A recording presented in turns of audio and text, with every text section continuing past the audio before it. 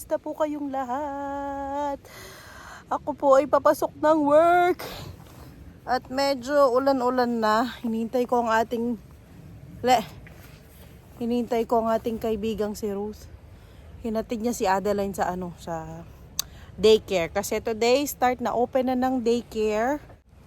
Ngayon dito? Monday, August 26. Kaya open na ang daycare. Hinatid ko na doon ang mga bata. Si Daddy nasa bahay pero hindi niya mahatid yung mga bata at hindi rin niya ako hatid sa work. Kasi nga na-aksidente siya sa trabaho last week. Nung Sunday niya, kahapon niya na-feel. Saturday medyo masakit-sakit na yung katawan niya. Medyo lang, pero nga Sunday at saka ngayong Monday, super sakit daw ng neck niya at saka yung back niya. Kasi nadaganan siya ng plat. Yung product kasi nila dun sa department nila, parang mga kahoy. Tapos yung malalaking kahoy na kinakat, pero maninipis lang.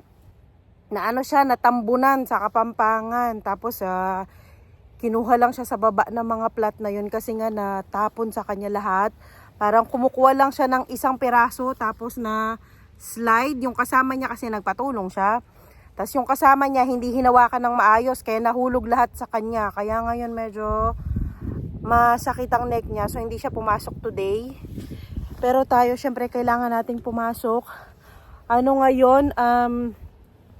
Na ako ngayon? 6 hours na ako nagtatrabaho. Magmula today actually.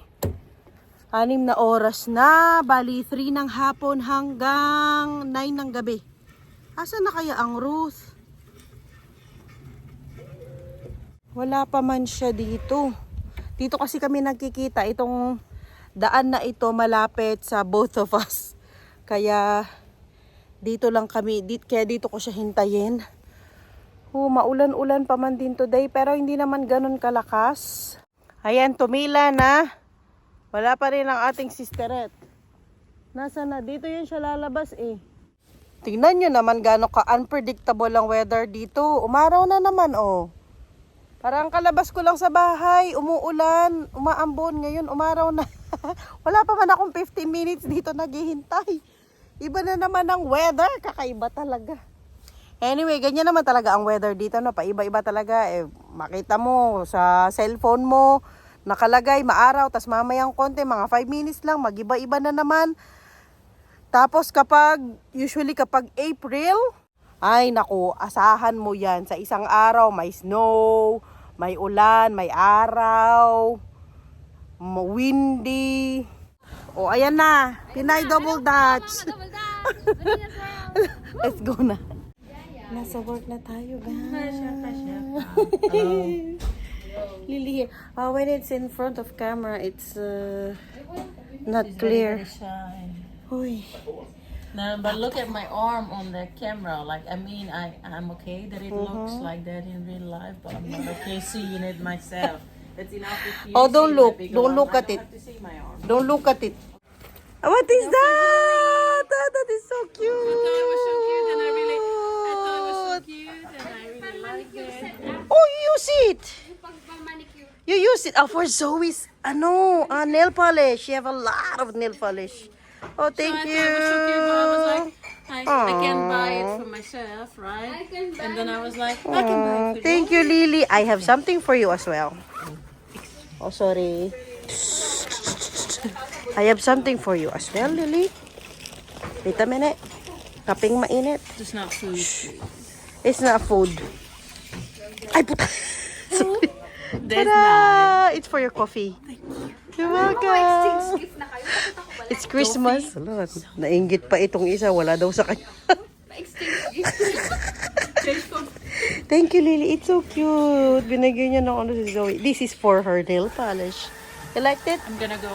Nah, maybe not gonna drink iced coffee. For Thank coffee, you. sis. Yeah. I think I already seen Wala. this. Yeah. And I wanted to buy it in the Senos. Yeah. Love.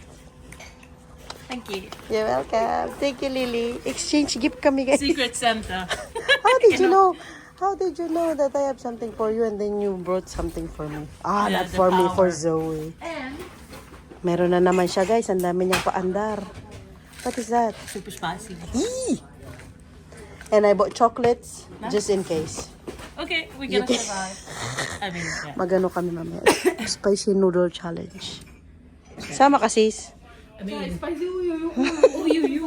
Oh guys, Lily is so sweet. Tingnan nyo, meron pa siya sa loob. Oh, Lily, can you open it? Can I open it for me? Look. Oh, meron pang pa-chocolate. Merry Christmas, Lily. So sweet for Zoe daw ito, guys. For Zoe. Guys, break na namin. Hanapit ko sa camera. We're still waiting for our... Nay, it's been 3 minutes. It's been 3 minutes. Oh, you can get them. We're gonna eat some dishwasher capsules. Spicy noodles. They like good. Gosh. It's not spicy, it's super spicy. Super spicy. Because we love to torture ourselves. Yeah, that's why I'm here.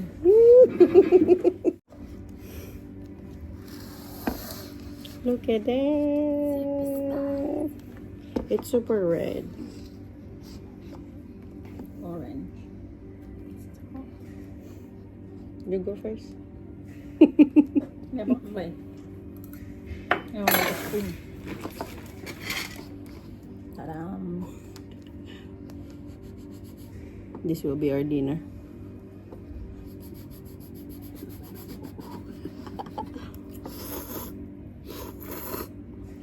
It's only gonna be spicy because it's hot.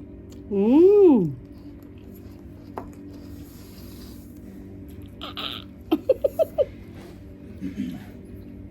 Mmm. Not spicy. Spicy like the times 2. Times 2 is very spicy. This one is decent.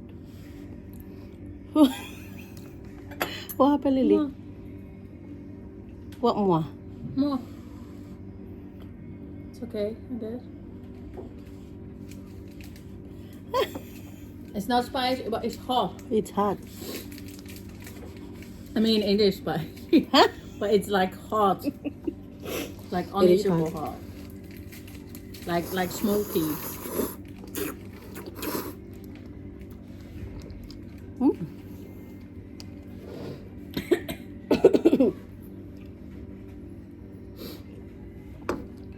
Okay, guys.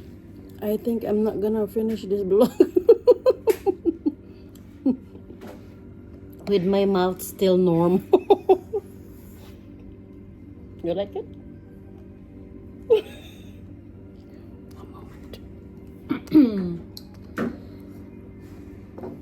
I like it. I like it, like it, like it. What? No, I'm chewing on something that I don't It's like. the mushroom. No, I guess. but It's bigger. gross. Yeah. Gross. I mean, it makes my nose run. Yeah. It's not so bad.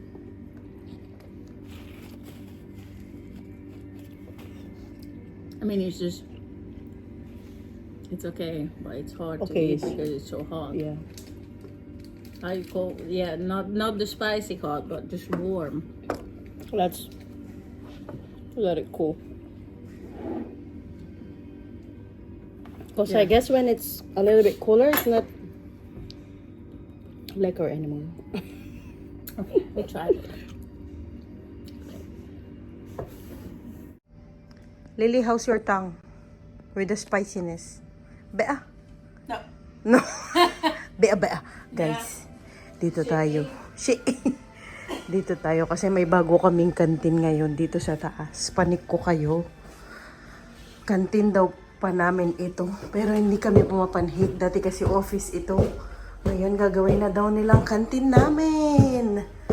Ito siya sa taas. Empty pa lang siya ngayon. Pero naglagay na sila ng mga upuan. Tapos pwede mo lagay bag mo dyan. Another canteen siya. Diba? Maluwang din siya. Tapos, ayan yung kung saan nagtatrabaho ang Ruth natin. Yung department niya. Dyan banda. laki-laki oh. Diba? Oh, ayun ang route natin. Ayun siya. Ayan, ayan. Yan ang kanyang ginagawa sa kanilang department. Scan, scan. Diyan siya banda. Tapos, maganda ito. Dito na kami pupunta ni Lily para mas maluwang. Tapos, dito banda, ayan yung ano namin, locker. Tapos pag pumasok ka doon, yung department na naming dalawa ni Lily. Tapos dito naman banda, ayan sa ano pa yan, sa kumpanya pa yung building na yon. Diyan nagpa-park sila Daddy Teban. Yan. So, ito na ang bago naming tambayan ni Lily. If ever maka-vlog ako dito, maluwang-luwang siya, baba na tayo. Kasi yung kape ko nasa baba. Hanggang ano lang ako today, sabi ko nga kanina sa inyo. 9 o'clock lang ako magwo-work. Pasensya na kayo guys. Most ng mga vlogs natin for the past how many days ay mga blurred kasi nga ang aking camera nasira. Pinagawa ko muna. Nilagyan lang ng ano screw sa baba. Hinihintay ko pa. So, pasensya na po sa ating blurred na videos. Guys, sama ko kayo ng very slight dito sa loob ng aking trabaho. So, ito ang aking machine for today. Most of the time, paiba-iba kami ng machine na ginagamit. Every other week, nagpapalit kami. Pero for today, ito ang aking machine. So, ayan ang ginagawa namin. Mga product label yung mga yan. Mga stickers na nilalagay sa mga products. Iba't ibang mga products, mostly from the Netherlands and yung iba sa Germany, sa Belgium, ganyan. Kasi malaking kumpanya ito. Kaya marami siyang kinikater na mga companies from all over Europe. Ang Inday, hinahanap ang calculator.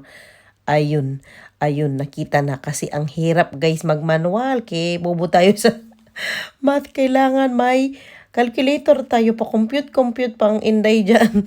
Kasi nga, kailangan mo ng exact measurement, exact diameter, exact length and width ng iyong gagawin na product. So, ayan, nakuha ko na yan. Pasensya na po sa aking jacket mo katayong Chabilicious dyan kasi nakaumbok ang ating jacket. So, ayan, ang machine na ito ay gumagana ng 350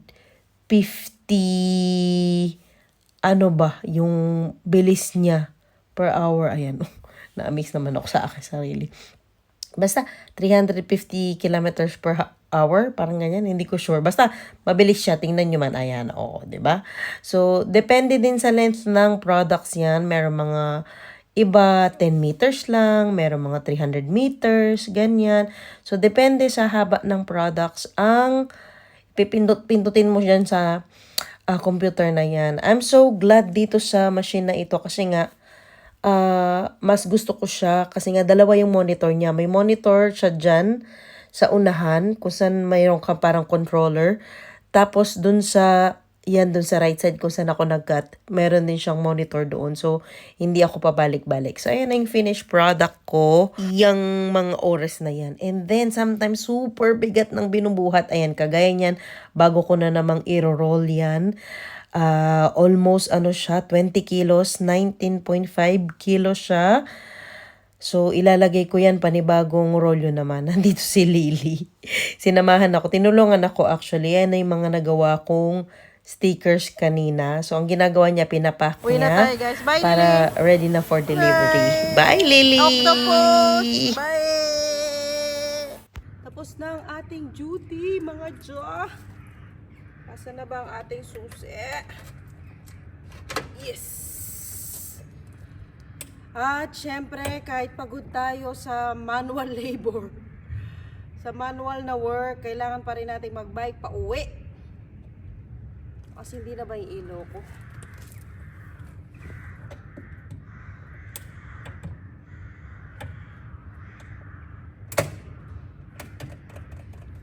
Ayan. Upo muna tayo. Kasi nga, Nababay na ako kay Lily, galit na naman yon kasi nga uuwi ako na maaga. Ano na dito, 9 o'clock ng gabi. Hanggang 9 nga lang ako, sabi ko nga kanina. Pero next week, magfo full time na ako niyan. Medyo physical ang trabaho, medyo mabigat.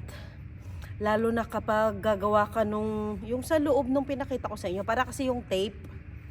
Tapos yung sa loob niya, parang napakita ko naman na yun sa iba kong mga vlogs. Sa loob niya may matigas na bilog na parang sa masking tape, ganon. Kailangan mo ring i-compute yon at saka kailangan mo ding gawin manually. So mahabang yun, parang cylindrical na matigas na papel, tas kailangan mo yung manually i-cut. Parang gaganon ka, tapos meron siyang blade. Ganon siya. Tapos syempre kapag nasira pa yung machine, kailangan gawin mo muna before ka tumawag ng technical help, ganyan. So, ganon ang trabaho. Parang may vlog naman na ako na pinakita ko sa inyo paano yung process ng trabaho. Tiyagaan lang at saka malapit kasi ito sa bahay. Hanggat kaya, dito muna ako magwo-work. Sandali, kuha ko ng something na pakita ko sa inyo paano yung ginagawa namin. Kasi mga yung ginagawa namin, product label.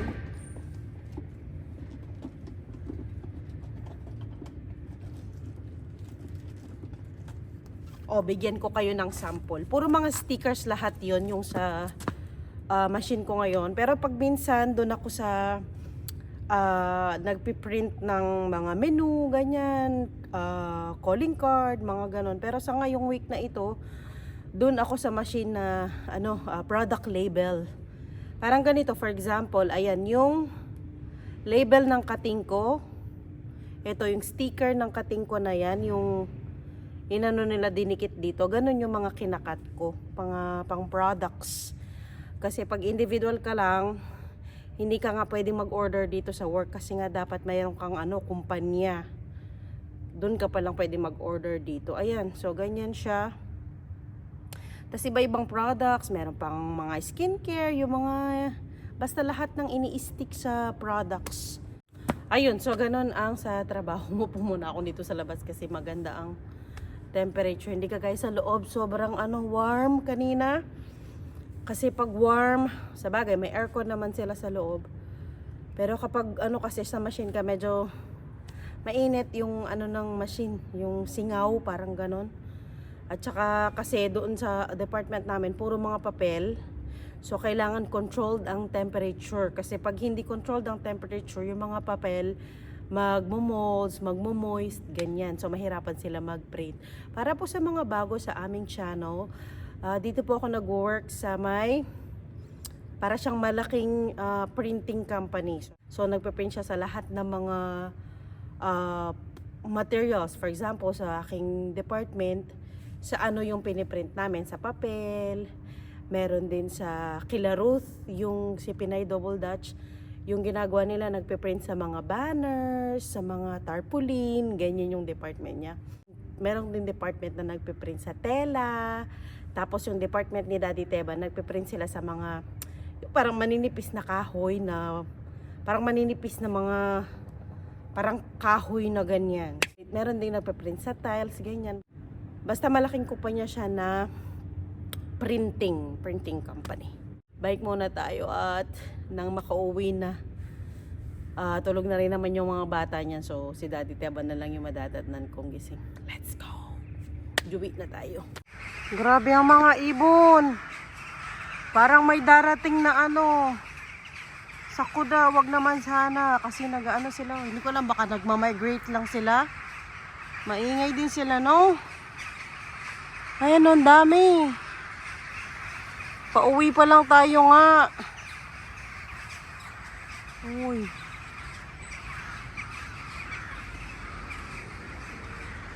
Nandito sila sa harapan ng trabaho. Ang dami. Ito yung office sa work. Uy. Na paano kaya sila? Dami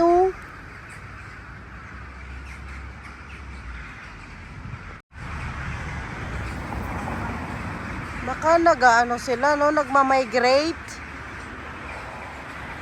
Ay, naririnig nyo ba sila?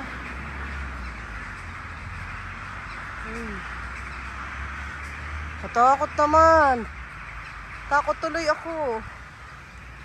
Lulusungin na naman natin ang kadiliman. Ngayong pauwi. Buti na lang hanggang 9 o'clock lang ako. Hindi ako hanggang alas 12. Ako next week hanggang alas 12 na. 9 o'clock na ng gabi, oh. Meron pang tao sa opisina.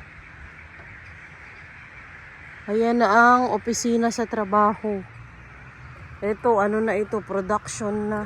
Halos kakalubog lang ng araw, 9 o'clock ng gabi. Bike na naman tayo, guys. Ngayong pauwi.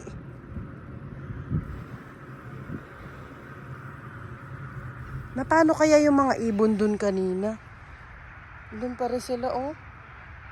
Ayan, oh, dami pa rin. Nakakatakot kapag ganun, no? Yung maingay yung mga hayop. Hindi lang ibon, yung majority ng mga hayop parang may darating na dilubyo, yung mga ganyan, 'di ba? Kasabihan sa atin yung mga ganyan, 'di ba? Kapag yung mga hayop aligaga. Ang aligaga naman yung mga hayop kanina. Takot tuloy ako ng very short. Pauwi na nga tayo, guys. Ay, buti dito banda, meron pang pailaw. Ayan, oh, may mga ilaw pa dito banda. Pero kapag ano na yan, wala nang ilaw. Hanggang dito lang. Yan ang wish ko talaga. Lagyan nila ng ilaw yung baryo. Wala. Wala ka ng mga ano, last na itong dalawang ito na ilaw. Wala ka na ding makikita kung ano man. O, last na yung ilaw na yan. Wala na. Yung ilaw na lang ng bike ang iyong kasangga.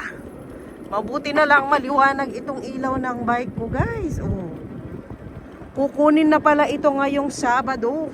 Ay, Sabado, Friday. Kaya sana makuha ko kaagad yung kapalit para may magamit tayo sa Friday. Wala nang ilaw dito.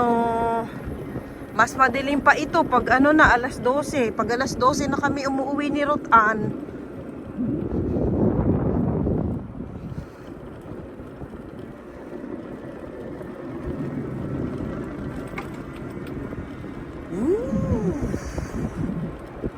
Malakas ang ano, hangin.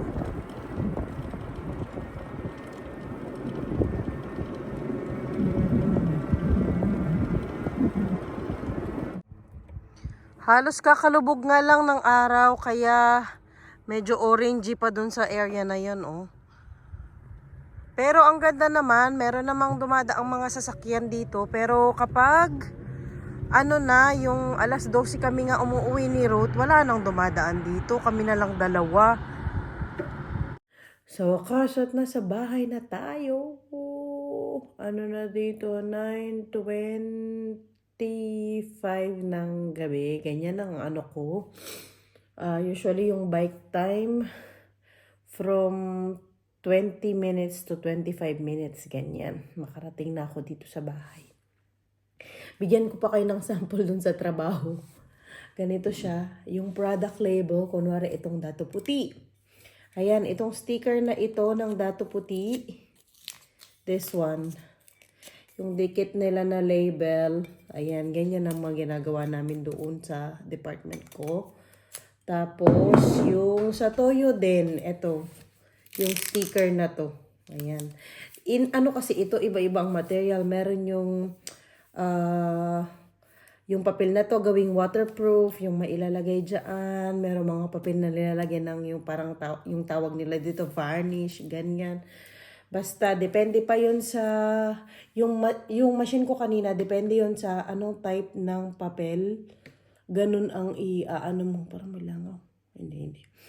Ganun ang ano mo, i-compute mo. Marami siyang computation actually, yung machine na yun.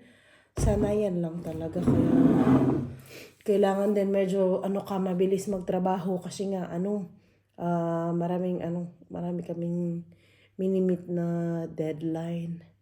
Anyway, that's it for today's video, mga Jo. Sana po nagustuhan ninyo ang video na to.